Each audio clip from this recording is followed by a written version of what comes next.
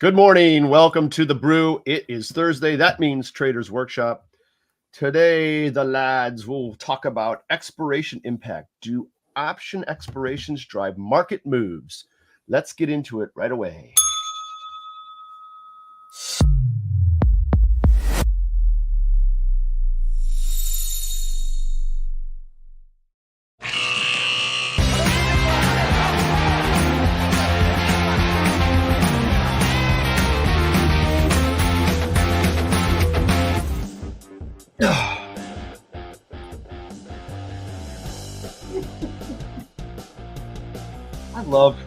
I wish it were louder. We need more drums, I think. Yeah, I was drums. I wish I like loud music. I don't know. I don't know. I'm an 80s guy. You know, you guys weren't even born in the 80s or something like that. I was born in 80. You were? Yeah, I was born in 80. You know what I was doing? I'm not going to tell you what I was doing in 80. It's not okay for prime time. And is that any different than 2024? Probably not. Good point. How are you, gents? Good to see you. All right, Lex, how you doing? I'm good. Mark and I are coming off a whirlwind dinner in Chicago last week, right? I missed the show last Thursday. Dude, it's a week already that we had dinner. Yeah. Well, it's been 2 weeks since I've been on the show, and I feel like the market's nothing happened. Yeah, right? We had a 1,000-point down day, and before you know it, we're back beyond, right? Yeah. All right. Nothing happened. Nothing happened, right? I know. No, bar hopping should be a Olympic sport. Well, Mark and I would be freaking gold medalists. Yeah. Well, Trading my whole life for this. That's right. all right, guys, representing America, Lex and Mark. Yes, exactly. All right, Jason, this could be your topic du jour. Although we all have opinions. So it's the expiration effect, if there is any at all. So what are you thinking about this one? I know we've got this Vanna charm thing that happens and yada yada yada. So So first, I know even though zero DTE exists, there are more expirations. There's more offerings than ever. That monthly expiration, that 1 a.m. expiration, by one I mean single, not 1 a.m. But anyway, you meant 1 a.m. like in the morning. Yeah, no, but that single a.m. expiration on the third Friday, or I guess it's after the third Thursday of every month, still gets the most traffic out of any monthly option, even zero DTE. Right. Hold on. What do we call that expiration, Mark? I called it the serial expiration. With an S. With an S, not a C. Why so serial? So that's what we used to call it. And don't forget, I mean, maybe not for Mark, but when I started, there was only one of those babies. It was the only one that existed, including SPX. So I think maybe in year 2007. Does that sound right? Yeah, probably around then.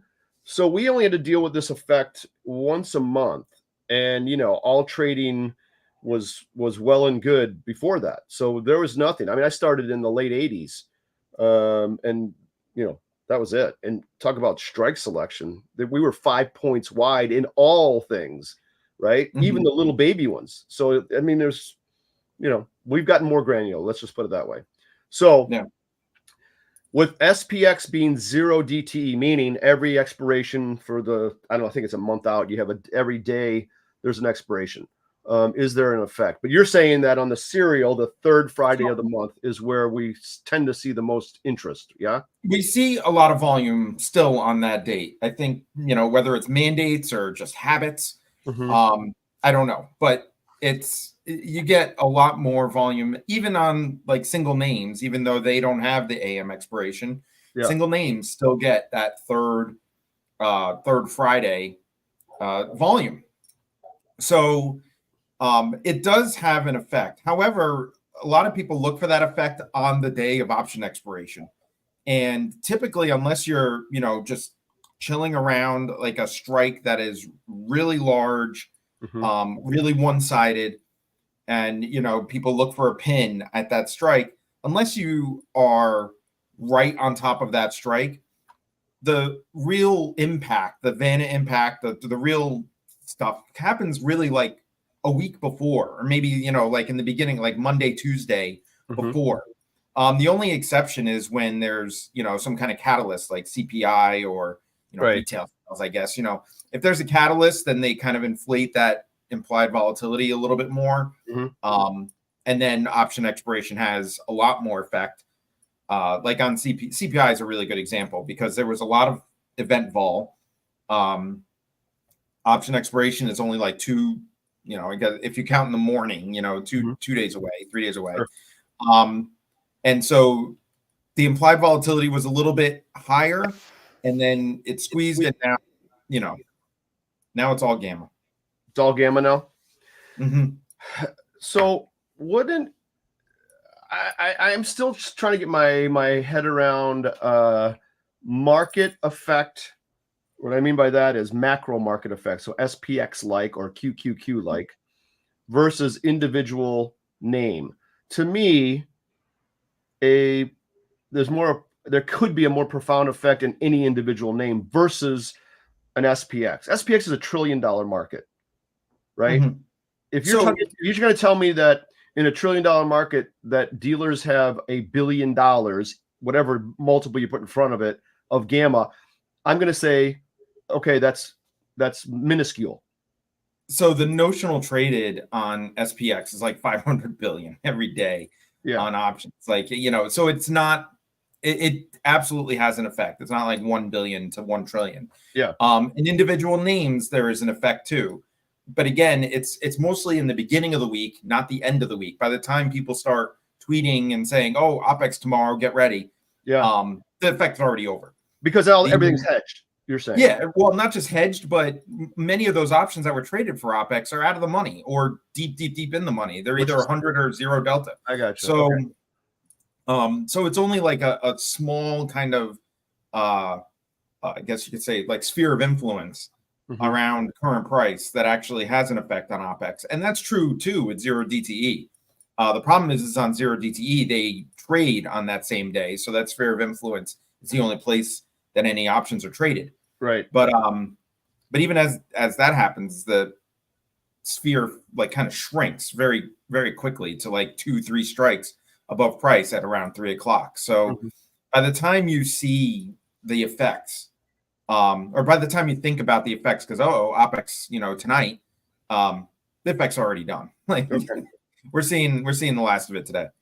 Gotcha. Mark, any thoughts on this one from our past or from our current situation? Well, to Jason's point about how a lot of it ends up out of the money, I think it's also interesting when you look at, and this goes to the serial expiration point versus the 0 DTEs or versus the weeklies, like to the extent that a listing has been around for months, if not years, if you're talking January, a lot of that open interest doesn't matter, even in the week before, right? Like if something's been on the run since January of last year and stocks had a decent, path, then you're going to see strike listings and open interest that like doesn't matter at all.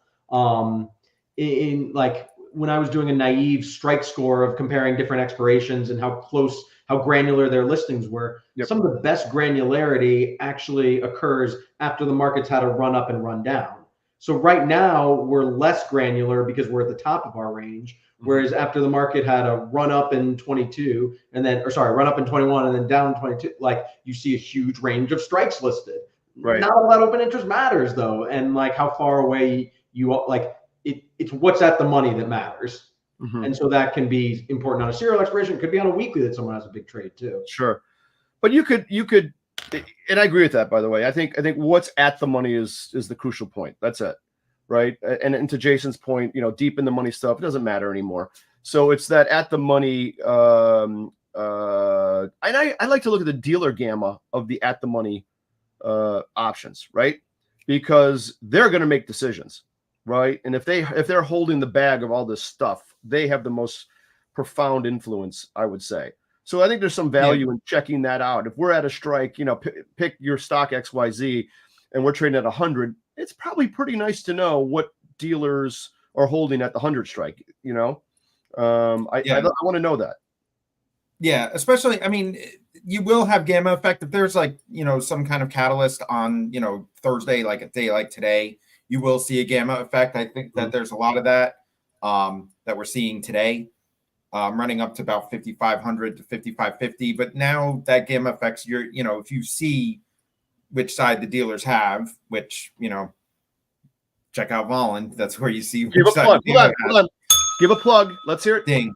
Vol.land. Vol.land. That's where we granularly look at every single option trade, assign it to dealer or customer, no assumptions, nothing like that. So it is the most accurate dealer positioning you can get in the market. So that being said, there is a lot of positive gamma at 5,500 and 5,550. Oh.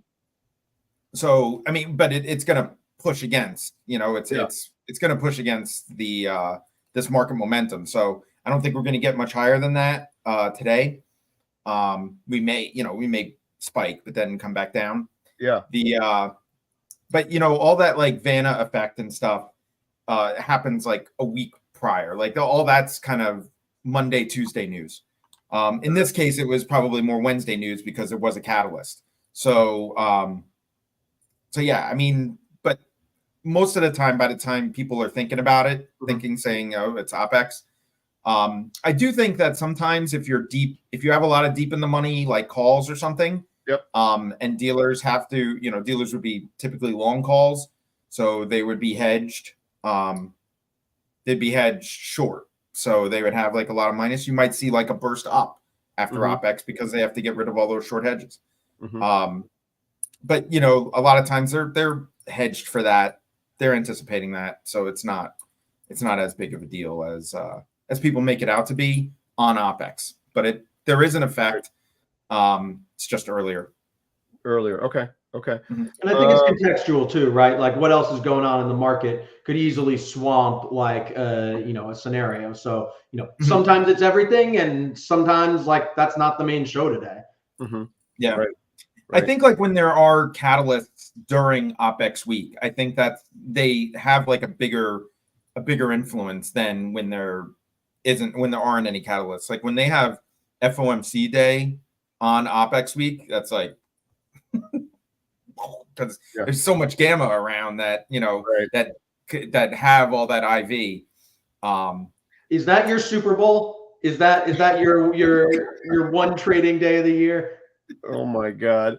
So no, that's actually what would I say? I would say it's like a breaking. It's I'll watch somebody else do it. Right. How often does that happen? Does it? It's been happening like because it happens every 45 days. So I think that next month we might have one that's close.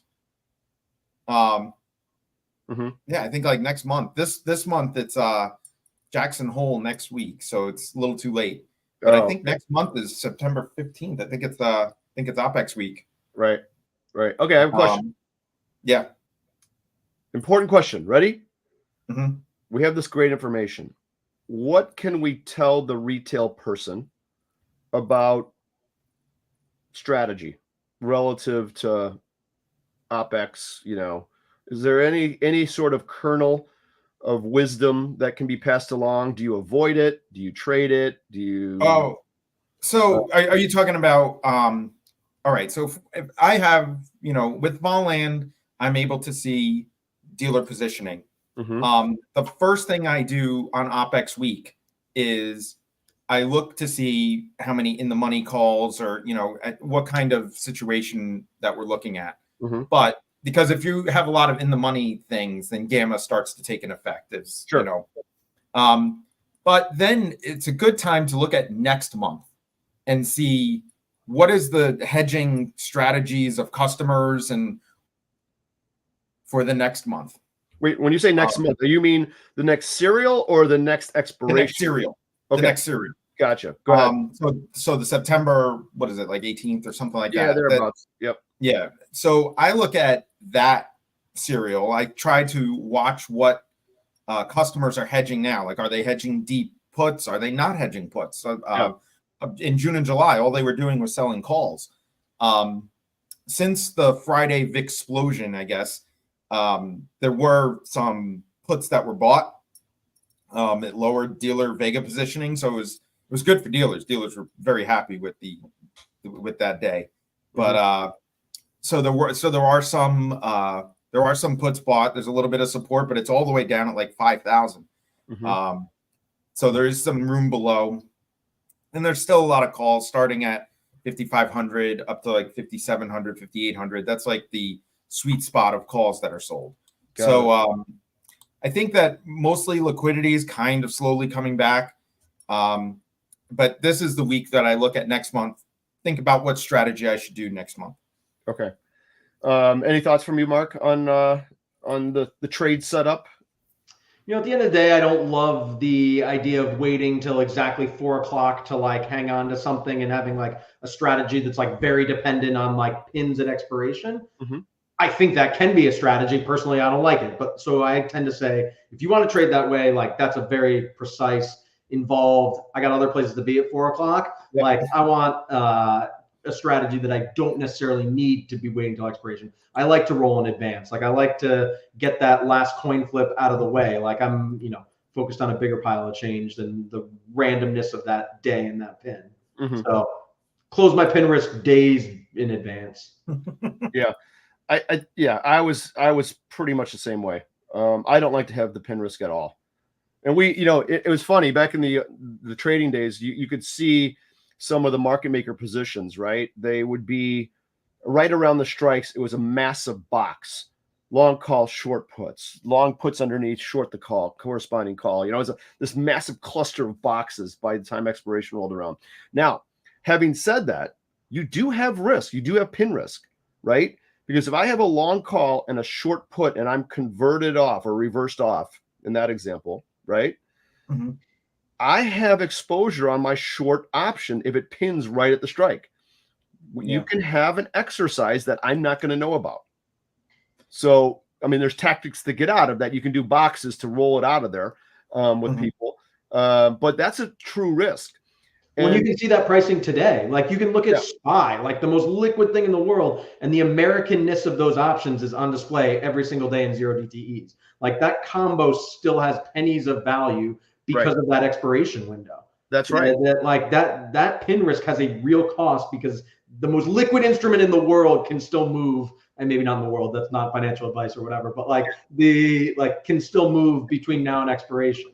Right. So here's the layup to the question. Okay. Someone asked me this yesterday. The person said, is there after expiry risk, long or short options in an SPX product if the market moves after the 3 o'clock Central Time close or 4 o'clock Eastern Time close? What's your answer? Oh, are you saying because options expire at exactly 4 o'clock? Well, they get marked at 4 o'clock to the cash price. Right. So they get marked at that time. So if the market, if ES moves, 5-10 points after 20 handles. Yeah. Doesn't matter. It doesn't matter. You can change your settlement instructions until 5:30 Eastern. Correct. Well, here's why it doesn't matter. Because of the cash nature of SPX, you can't buy or sell an underlying security to hedge. So when it settles, the OCC has to have a settlement price, okay? Because it expires in cash, not in a transferable asset. It's over. Doesn't matter if a bomb goes off and a nuke bomb goes off and the market's down 3,000 points. Doesn't matter in SPX for that expiration. However, but you just trade SPY against it, or that's right. You don't have to trade against it at all. It's done. There's still an economically viable trade. So that's going to that point with a deliverable like SPY, where you get actual stock, or AMAT or Apple, anything like that. When you're short or long and something happens after the close, did I get a thumbs up? No. I just saw you pull AMAT and I'm looking at AMAT. You didn't even know what that stock was until right. I'm doing the AMAT trade later today because we have earnings. That's why market maker fashion. Who cares what it is? You didn't even know that stock existed until I did, not until today. But there's a profound effect after the expiration close, and you have a window to make your decision. So if I have an option that's out of the money, okay, and there's news in the stock, and I'm long that out of the money option, and the stock blows through that strike to the upside that I'm long, okay, technically I should be exercising that out of the money call. And it's going to look bad on paper, but I can hedge my my exercise by selling that stock against that exercise and be netted out to zero. Correct? And Correct. in the pro days, we had that happen all the time. And sometimes good, sometimes bad. Why is that the case? Because if I'm short, I don't control it. If I'm long, I control it. So when I'm short options that are out of the money, I'm like, ooh, whoopee-doo, great, I made it. They expired worthless. Not necessarily. And I can tell you a Priceline story.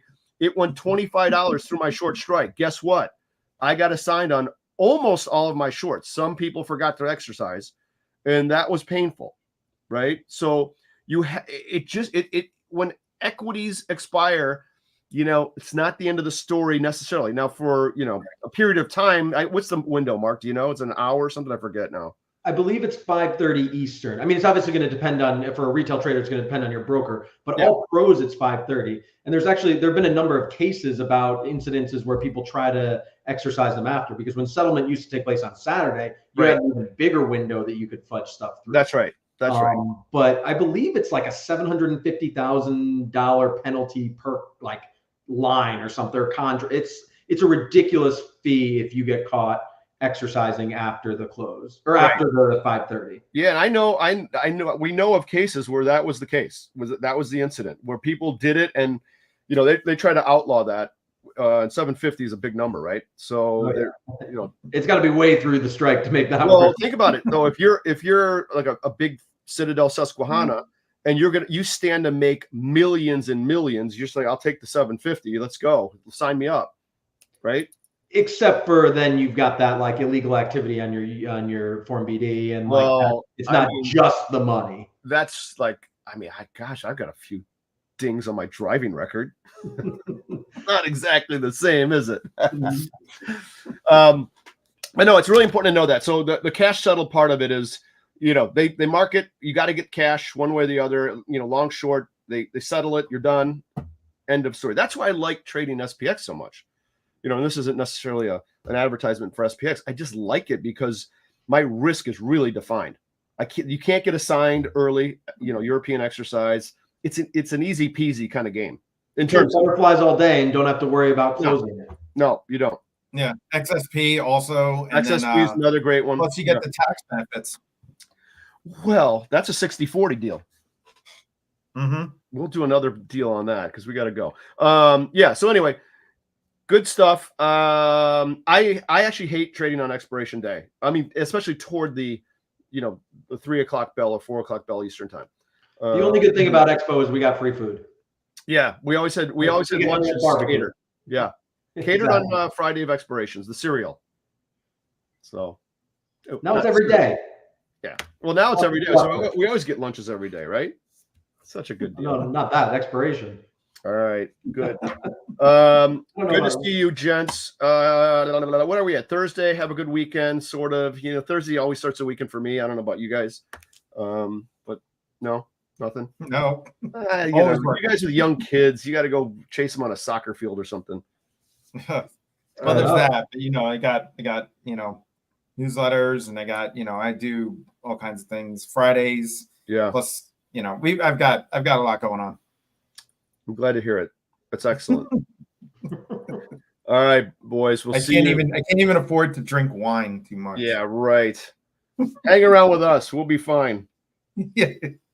I'm trying not to go Monday to Tuesday, Wednesday, right? It's a 0, wine day, except I'm 1 for 3.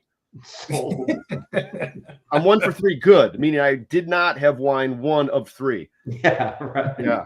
So it's a bad batting average this time. I'll fix it. No, 333 batting average. Yeah, good. It's good in baseball, not in drinking booze. All right, good to see you guys. We got to go. Have a great weekend. See you next Thursday on the Traders Workshop. Happy trading. Happy trading.